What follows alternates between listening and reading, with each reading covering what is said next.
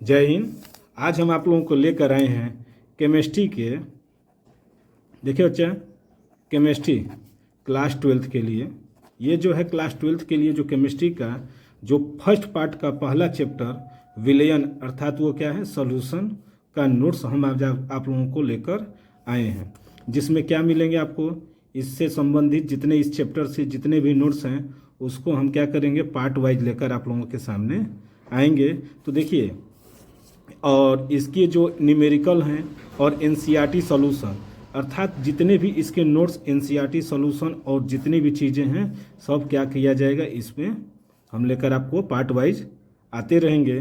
तो आइए आज पहले देखते हैं यूनिट फर्स्ट विलियन सॉल्यूशन का पहला पार्ट अर्थात पार्ट 1 को आज हम लोग आज देख लेते हैं। तो आइए पहले इसका क्या देखा जाए, इंट्रोडक्शन अर्थात कोई भी चीज़ पढ़ने से पहले उसका इंट्रोडक्शन दिया जाता है। तो देखते हैं कि विलियन का क्या इंट्रोडक्शन होता है। तो देखिए बच्चा कि परिचय अर्थात इंट्रोडक्शन क्या होता है, विलियन कहते किसे हैं। तो दो या दो से अधिक पदार्थों को, देखिए दो या दो से अधिक पदार्थों को किसी भी अनुपात में मिला देने पर क्या प्राप्त होता है, तो मिश्रण प्राप्त होता है। देखिए कोई भी पदार्थ है अगर उसको मिला देते हैं तो वो तो मिश्रण प्राप्त हो जाते हैं। ये मिश्रण समांगी भी हो सकते हैं, यानी समान मात्रा में अगर मिलाएंगे तो क्या होगा, समांगी भी हो सकते हैं तथा विषमांगी भी हो सकते हैं। देखिए समांगी मिश्रण किसे कहते हैं, तो ऐसे जो मिश्रण होते हैं जिनके न जो कण होते हैं, यानी विलेय और विलायक के जो कण होते हैं वो दिखाई नहीं देते हैं, जबकि विषमांगी में क्या होते हैं, जो चीज़ मिलाते हैं उसको आसानी से अलग कर सकते हैं। तो वही है क्या कि दो या दो से अधिक पदार्थों को किसी भी अनुपात में मिला देने पर मिश्रण प्राप्त होता है। ये मिश्रण क्या होते हैं, समांगी मिश्रण भी हो सकते हैं और विषमांगी भी। अब क्या होता है, समांगी मिश्रण को ही क्या कहते हैं, विलयन या फिर वास्तविक विलयन कहा जाता है। देखिए जो समांगी मिश्रण जो होते हैं उसी को हम लोग क्या कह देते हैं, विलयन कह देते हैं। इसमें विलेय और विलायक के कण यानी जो हम चीज़ मिलाते हैं उसको आसानी से अलग नहीं कर सकते हैं। अतः देखिए इसकी परिभाषा क्या हो जाएगी, दो या दो से अधिक पदार्थों के समांगी मिश्रण को ही क्या कहते हैं, विलयन कहते हैं। कहने का मतलब यह है कि दो या दो से अधिक जो पदार्थ हम मिला रहे हैं लेकिन उनका मिश्रण कैसा होना चाहिए, तो समांगी होने चाहिए, उसी को हम लोग क्या कहते हैं, विलयन कहते हैं। ये तो विलयन की क्या है, परिभाषा है, यानी इसका इंट्रोडक्शन है। अब आइए देखते हैं विलयन के अवयव कौन कौन से हैं। देखिए बच्चा अब क्या पढ़ा जाएगा, विलयन के अवयव अर्थात विलयन के अवयव कौन कौन से हैं, यानी concept of components of solutions. तो देखिए एक द्विअंगी विलयन के निम्नलिखित दो अवयव होते हैं, यानी एक विलयन के जो दो निम्नलिखित जो अंग होते हैं वे सिर्फ दो ही होते हैं। पहला होता है विलायक और एक होता है विलेय। देखिए दो तरह के विलयन में हम लोग मिलाते हैं, यानी जैसे मान लेते हैं कि कोई एक विलयन है, इसमें मान लेते हैं कि कोई एक विलयन है। विलयन में दो चीज़ें मिली रहती हैं। एक जो होता है अधिक मात्रा में जो होगा उसे हम लोग क्या कहेंगे, विलायक। देखिए जो अधिक मात्रा में होगा उसे हम लोग कहेंगे विलायक, और जो कम मात्रा में होगा उसे कहते हैं विलेय। यही दोनों से मिलकर क्या बना है, तो विलयन। देखिए विलेय की मात्रा क्या होती है, ज़्यादा होती है, जबकि विलेय की मात्रा क्या होती है, कम होती है। तो किसी भी विलयन के जो मुख्य दो अंग हैं वो दोनों अंग है विलायक और विलेय। विलेय क्या करता है, विलायक में घुलकर अपने आप को बर्बाद कर देता है, अर्थात इसमें जब घुल जाता है तो क्या हो जाते हैं, विलेय के गुण खत्म हो जाते हैं। तो उसी को क्या कहते हैं, तो देखिए कि विलयन वह अवयव, विलयन का, देखिए विलयन का वह अवयव जो अधिक मात्रा में उपस्थित रहता है। देखिए विलयन का अवयव जो अधिक मात्रा में क्या रहता है, उपस्थित रहता है, अर्थात जिसकी भौतिक अवस्था विलयन के भौतिक अवस्था के क्या हो जाती हैं, समान हो जाती हैं, उसी को हम लोग क्या कहते हैं, विलायक कहते हैं। देखिए क्या हुआ, विलयन का वह अवयव जो अधिक मात्रा में क्या होता है, उपस्थित रहता है और जिसकी भौतिक अवस्था, विलयन के भौतिक अवस्था के क्या हो जाती हैं, समान हो जाती हैं। जैसे एक शरबत है, शरबत में अगर चीनी को घोलेंगे तो जल जो है जल में ही शरबत घोला जाएगा, तो चीनी की मात्रा क्या होगी, कम होगी, जबकि जल की मात्रा क्या होगी, अधिक होगी। तो वही जल को ही क्या कह देंगे, जैसे यही है तो जल को हम लोग क्या बोल देंगे, विलायक, और जो चीनी मिलेगी उसे क्या कह देंगे, विलेय। तो देखिए विलेय का कि विलेय यानी साल्यूट, विलयन का वह अवयव जो अपेक्षाकृत कम मात्रा में उपस्थित होता है विलेय कहलाता है। यानी विलयन का वह अवयव जो अपेक्षाकृत क्या हो जाते हैं, कम मात्रा में उपस्थित होते हैं, उसी को क्या कहते हैं, विलेय कहते हैं। जैसे एग्जाम्पल देख लीजिएगा, चीनी के जलीय विलयन में, अर्थात चीनी के जलीय विलयन में चीनी कम मात्रा में होती है, अतः चीनी क्या हो जाएगा, विलेय, तथा जल विलायक है। क्यों है, क्योंकि जल अधिक मात्रा में क्या है, उपस्थित है, तथा इसकी अवस्था विलयन की अवस्था के ही क्या है, समान है। अर्थात जो जल है तो वो किसके समान है, उसमें चीनी डाल दिए हैं फिर भी वो क्या है, जल के ही समान है ना, इसीलिए कह रहा है क्या कि यह एक विलयन के ही अंग है। अब देखिए अगली हेडिंग है विलयन के अभिलक्षण या फिर लक्षण, यानी विलयन के क्या लक्षण हो सकते हैं, यानी कैरेक्टरिस्टिक ऑफ ए सॉल्यूशन। तो देखिए विलयन के कई गुण होते हैं, जिनमें से विलयन एक एकल प्रावस्था तंत्र है। देखिए विलयन एक प्रावस्था तंत्र है, अर्थात इसमें केवल एक ही क्या होती हैं, अवस्था होती हैं। इसमें विलेय के कणों का आकार 10⁻⁻7 से 10⁻⁸ सेंटीमीटर तक होता है, अतः इन्हें नग्न आँखों से क्या किया जा सकता है, नहीं देखा जा सकता है।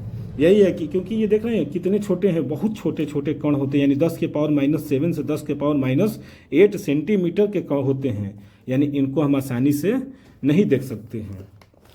इसी तरह तीसरा है कि विलयन के गुणधर्म, विलयन के गुणधर्म वास्तव में इसके अवयव के गुणधर्म होते हैं, अर्थात इसके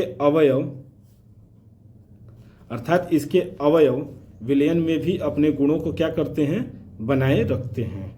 यही है। और चौथा है विलयन का संगठन अनिश्चित होता है, अतः यह एक निश्चित सीमा में क्या होती रहती हैं, परिवर्तित होती रहती है। देखिए विलयन का जो संगठन होता है एक अनिश्चित होती है, ये इनमें कोई निश्चित नहीं होती है, अतः यह क्या करती हैं, एक निश्चित सीमा में ही क्या रहती हैं, परिवर्तित होती रहती हैं। तो आइए अब देखते हैं विलयन के प्रकार। ये तो विलयन के लक्षण थे, अब देखा जाएगा विलयन के प्रकार। तो देखिए बच्चा, विलयनों के प्रकार, तो विलयनों के निम्नलिखित आधारों पर विभिन्न प्रकार में क्या किया गया है, इसको वर्गीकृत किया गया है।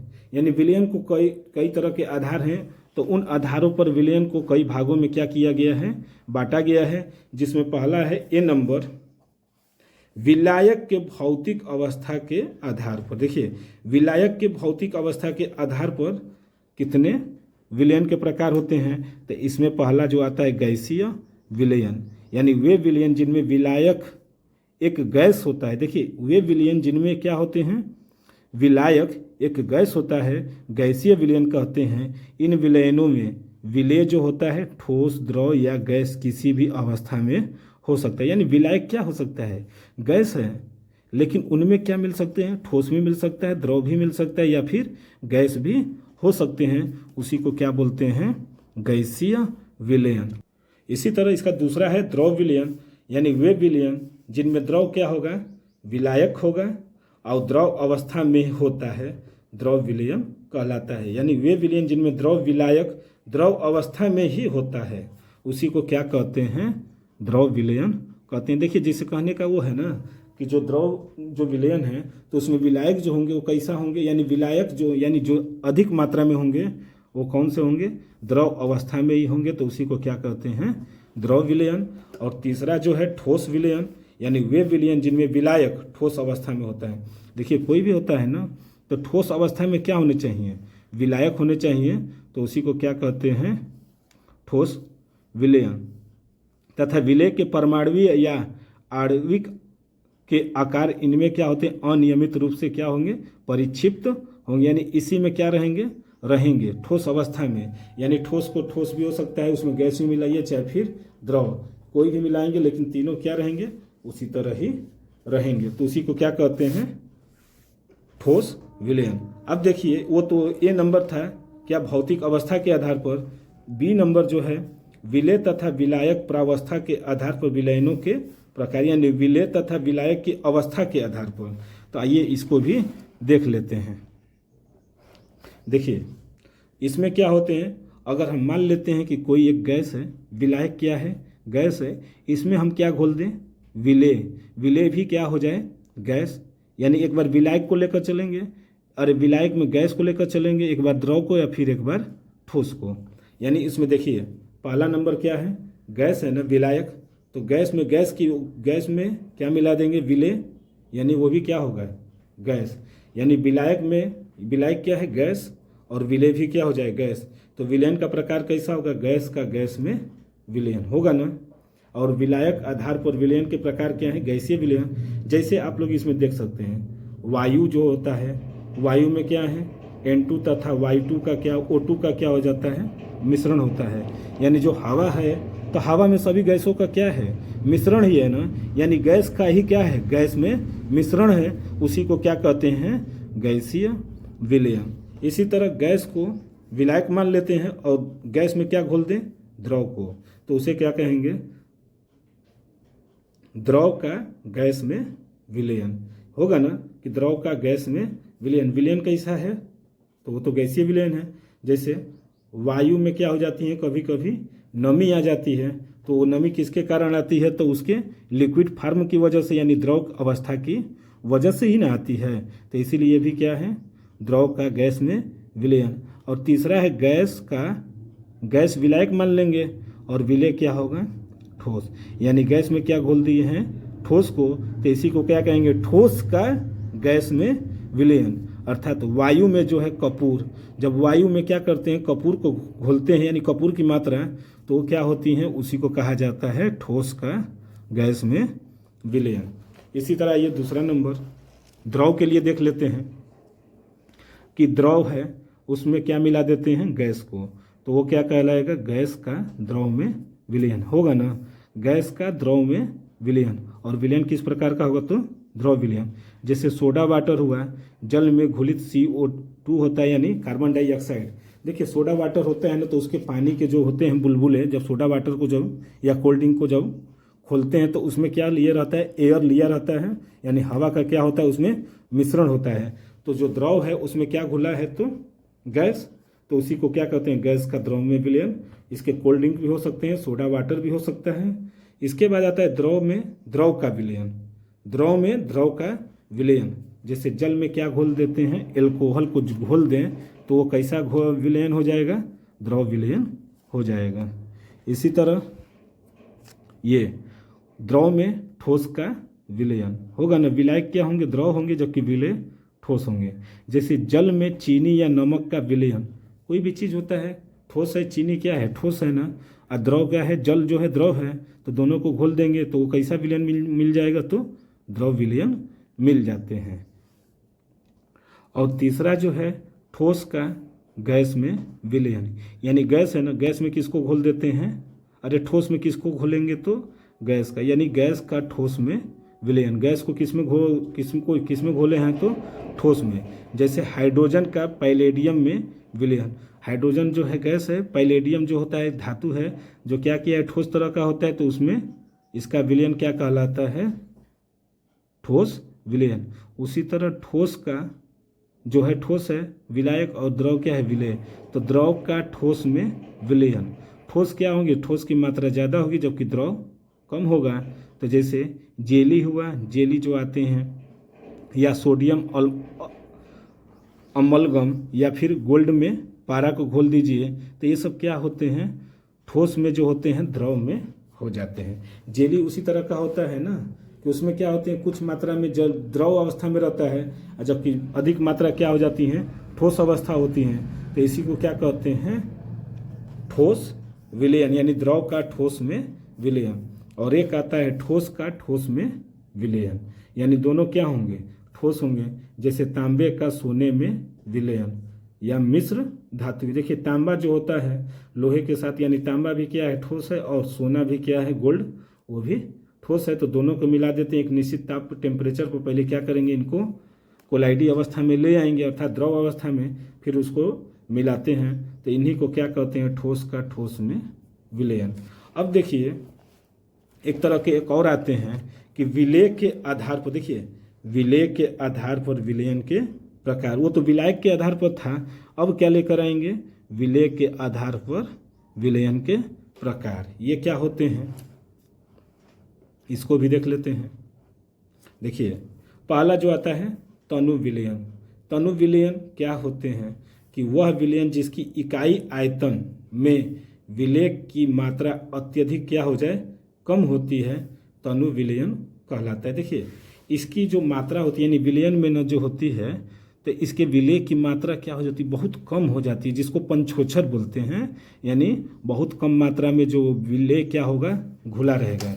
जैसे हम मान लेते हैं कि कोई चाय पीने वाले हैं, या चाय पीने वाले हैं, तो वो लोग, कई लोग होते हैं चाय पीने वाले कई तरह के। किसी को चाय में कहते हैं कि 2 चम्मच क्या करिए, चीनी डालिए, या कोई कह देता है 4 चम्मच, और कोई क्या कहता है कि सिर्फ आधा चम्मच क्या करिए, चीनी मिलाइए। तो जो आधा चम्मच मिलाएगा उसकी जो होती है सांद्रता, उसी को क्या कहते हैं, तनु विलयन कहते हैं। देखिए यानी नाम मात्र का है, यानी बहुत कम हुआ आधा चम्मच, तो उसी को हम लोग क्या कह देते हैं, तनु विलयन कहते हैं। इसी तरह आता है क्या, सांद्र विलयन। देखिए सांद्र विलयन किसे कहते हैं कि वह विलयन जिसके इकाई आयतन में विलय की सांद्रता क्या हो जाती है, अत्यधिक उच्च होती है, उसी को क्या कहते हैं, सांद्र विलयन कहते हैं। देखिए जैसे यही है विलयन जो बताए थे, आधा चम्मच डाल दिए तो ये क्या हो गया, तनु विलयन हो गया। अगर यही 4 चम्मच, अगर इसमें हम 4 चम्मच कर दें तो ये क्या हो जाएंगे, ये अत्यधिक मात्रा में हो जाएगा। तो इसी को क्या कहते हैं, सांद्र विलयन। अब देखिए अगला नंबर है संतृप्त विलयन, यानी सेचुरेटेड सॉल्यूशन। देखिए संतृप्त विलयन कहते किसे हैं कि वह विलयन, देखिए वह विलयन जिनमें किसी निश्चित ताप पर, वह विलयन जिसमें किसी निश्चित ताप पर विलायक के निश्चित मात्रा, देखिए विलायक के निश्चित मात्रा सामान्यतः कितना होना चाहिए, लगभग 100 ग्राम में विलय की अधिकतम संभव मात्रा क्या होती हैं, घुली होती हैं, घुली हों, संतृप्त विलयन कहलाता है। देखिए क्या होते हैं, जितना अधिक से अधिक मात्रा जो है विलायक में हम विलय को घोल दें, उसी को हम लोग क्या कहते हैं, संतृप्त विलयन कहते हैं। और संतृप्त विलयन के लिए क्या करना पड़ता है, ताप में वृद्धि करके संतृप्त विलयन में विलय को और अधिक मात्रा में क्या किया जा सकता है, घोला जा सकता है। यानी विलय को और अधिक मात्रा में घोला जा सकता है। देखिए ऐसे तो नहीं घोला पाएगा, जैसे कह दें कि ये कोई एक कप है, ठीक, इस कप में जल भर दिए, यानी और इसमें हम कहें कि 100 ग्राम चीनी घोलिए, तो क्या घुलेगा, नहीं घुलेगा, अपने से तो नहीं होगा, कितना भी आप लोग करिए प्रयास नहीं होगा। हाँ लेकिन कहीं से इसको टेम्परेचर यानी ताप में इंक्रीज कर, यानी इसको गर्म करने लगे तो ये चीनी भी क्या हो जाएंगी, घुल जाती हैं। तो यही कह रहा है कि संतृप्त विलयन में क्या होते हैं, घुलने के लिए ताप की आवश्यकता होती है, यानी ताप बढ़ाएंगे तो उसमें क्या होंगे, संतृप्त विलयन को प्राप्त किया जा सकता है। तो वही है क्या कि वह विलयन जिसमें किसी निश्चित ताप पर, एक निश्चित ताप होनी चाहिए पर विलायक के निश्चित मात्रा अर्थात सामान्यतः कितने होने चाहिए, 100 ग्राम में विलय की अधिकतम मात्रा क्या हो, घुली हो, संतृप्त विलयन कहलाता है। ताप में वृद्धि करके संतृप्त विलयन में विलय को और अधिक मात्रा में क्या किया जा सकता है, घोला जा सकता है। देखिए अगला जो है असंतृप्त विलयन अर्थात अनसेचुरेटेड सॉल्यूशन। देखिए असंतृप्त विलयन किसे कहते हैं कि वह विलयन जिनमें किसी निश्चित ताप पर विलायक की निश्चित मात्रा में घुलित, देखिए घुलित विलय की मात्रा संतृप्त विलयन बनाने के लिए क्या होती हैं, आवश्यक मात्रा से कम होती हैं, असंतृप्त विलयन कहलाती हैं। देखिए असंतृप्त विलयन क्या होते हैं, जैसे किसी को भूख लगी है और उसको बहुत ज़्यादा भूख लगी है और कम मात्रा में उसको खाना मिलेगा तो उसका तो पेट नहीं भरेगा, तो वही क्या हो जाते हैं, जितनी आवश्यकता थी आवश्यकता से क्या मिला है, उसको कम मात्रा में मिला है, तो उसी को क्या कहते हैं, असंतृप्त विलयन। देखिए कुछ लोग होते हैं कि भर पेट खाना खाते हैं लेकिन उनका मन नहीं भरता है, और कुछ लोग 2 ही खाते हैं और उनका मन क्या हो जाता है, भर जाता है, तो कहते हैं कि हमारा आत्मा क्या हो गया, तृप्त हो गया। और कुछ लोग कहते हैं कितना भी खा लिए लेकिन आत्मा क्या हुआ, तृप्त नहीं हुआ। तो उसी तरह ये भी है क्या कि वह विलयन जिसमें किसी निश्चित ताप पर विलायक की निश्चित मात्रा में घुलित विलेय की मात्रा संतृप्त विलयन बनाने के लिए आवश्यक मात्रा से क्या हो जाती हैं, कम होती है, असंतृप्त विलयन कहलाता है। इस विलयन में साधारण ताप पर ही क्या होती है, विलेय की अधिक मात्रा को क्या किया जा सकता है, घोला जा सकता है। यानी क्या होंगे, कम ताप पर भी, यानी साधारण जो ताप है कम मात्रा में ही है तो साधारण ताप में ही क्या हो जाते हैं, घुल जाते हैं, उसी को क्या कहते हैं, असंतृप्त विलयन। देखिए क्या है कि जैसे यहाँ पर हम आप देख सकते हैं फिगर के माध्यम से कि ये जो है, मान लेते हैं कि कोई 2 पात्र यहाँ पर तुलना करा दिए हैं कि 2 पात्र हैं और दोनों पात्र में क्या है, विलायक हैं। इसमें क्या है, विलेय की मात्रा क्या होगी, अधिक हो जाएगी, तो उसी को क्या कहते हैं, संतृप्त विलयन।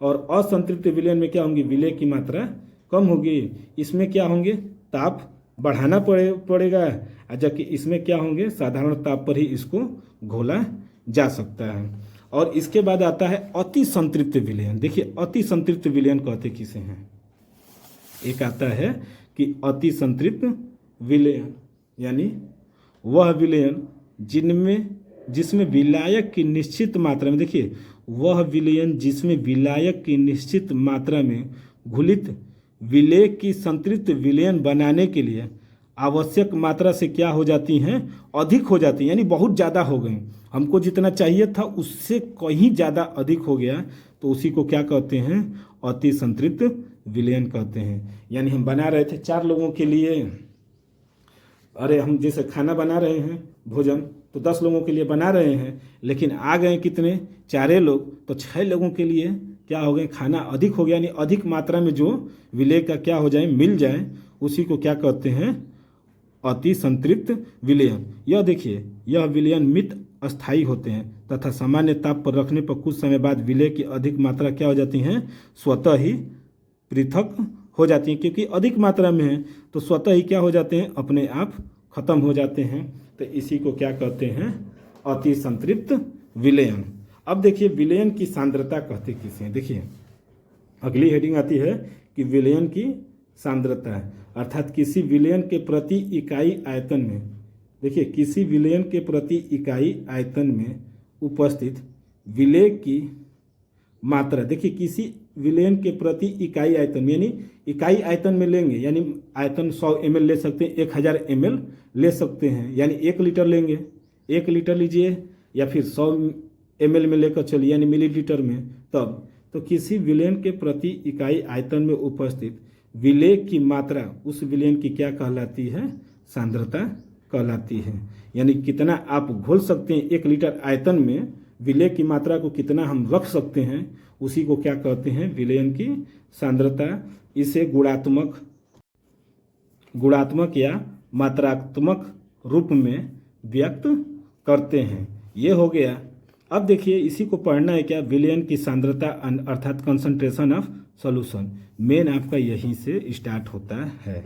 आइए अब इसको देखते हैं। देखिए विलयन की सांद्रता कई प्रकार की होती हैं, जिसमें पहला आता है प्रतिशत सांद्रता, दूसरा है सूक्ष्म सांद्रता, तीसरा है भार या आयतन या फिर ग्राम प्रति लीटर सांद्रता, या फिर भार या ग्राम प्रति सांद्रता यानी ग्राम प्रति केजी सांद्रता।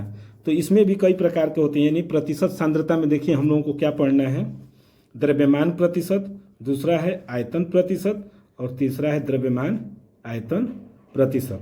इसी तरह दूसरा सूक्ष्म सांद्रता में हम लोग क्या पढ़ेंगे, अंश प्रति मिलियन अर्थात पार्ट्स पर मिलियन, और दूसरा अंश प्रति बिलियन अर्थात पार्ट्स पर बिलियन। ये हो गए यानी प्रतिशत सांद्रता और सूक्ष्म सांद्रता।